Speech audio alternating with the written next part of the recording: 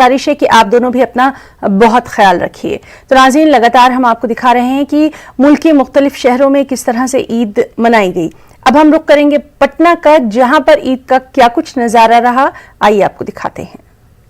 Corona के कारण इस बार लोगों ने घरों में ही ईद का नमाज पढ़ा। हम फुलवारी शरीफ के मस्जिद की तस्वीर दिखा रहे हैं। आमतौर पर जब हर वर्ष यहाँ ईद मनाया जाता था तो यहाँ सैकड़ों लोग ईद का नमाज पढ़ा करते थे, लेकिन इस बार परिस्थितियां बदली हुई है। लोग घरों में ही ईद मना रहे हैं, नमाज पढ़ रहे हैं। काफी वक्त बदल गया है इस बार कोरोना को लेकर के। सब चीजें जो है, पहले आप लोग बाहर में खुले में नमाज पढ़ते थे, गांधी मैदान में या मस्जिद के पास, इस बार घरों में ही पढ़ना पड़ रहा है। देखिए, अभी जो कोविड-19 पैंडेमिक जो चल रहा है, इसको देखते हुए और WHO के गाइडलाइन को पालन करते हुए सरकार ने जो गाइडलाइन इशू किया है, उसको ध्यान में रखते हुए लोगों ने अपने अपने घरों में ईद का नमाज अदा किए हैं। और सबसे पहले महामारी को रोकना है। जो गाइडलाइन है हमारा सोशल डिस्टेंसिंग का, उसको पूर्ण रूप से पालन किया गया और ये लोगों के हित में भी है और अपने हित में भी है।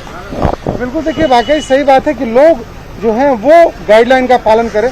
आप लोग गाइडलाइन का पालन कर रहे हैं, घर में ही इस बार आपने नमाज पढ़ा? जी, मैंने अपने घर पे नमाज अदा की है और इस तरह मतलब करनी चाहिए। इस तरह कोविड-19 के जरिए से अपने घर पे करे तो और अच्छी सेफ्टी बात है और इस तरह अपनी सावधानी बरतनी भी चाहिए इस तरह की नमाज से।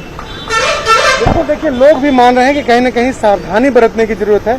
और सबसे बड़ी बात है कि जो लोग पहले खुले में या किसी मैदान में, ईदगाह में या मस्जिद के पास जो नमाज पढ़ा करते थे, लोगों से गले मिलते थे, एक दूसरे के घर जाते थे, ईद के मौके पर खुशियां बांटते थे, परिस्थिति बदली हुई है। लोगों को अपने घरों में ही रहना पड़ रहा है और घरों में ही अपने परिवार के साथ ईद मना रहे हैं। और कहीं न कहीं वाकई कोरोना के इस दौर में लोगों को एहतियात बरतना काफी जरूरी है। कैमरा पर्सन दीपक के साथ शैलेंद्र, न्यूज़ 18 पटना। ईद का त्योहार खुशियों और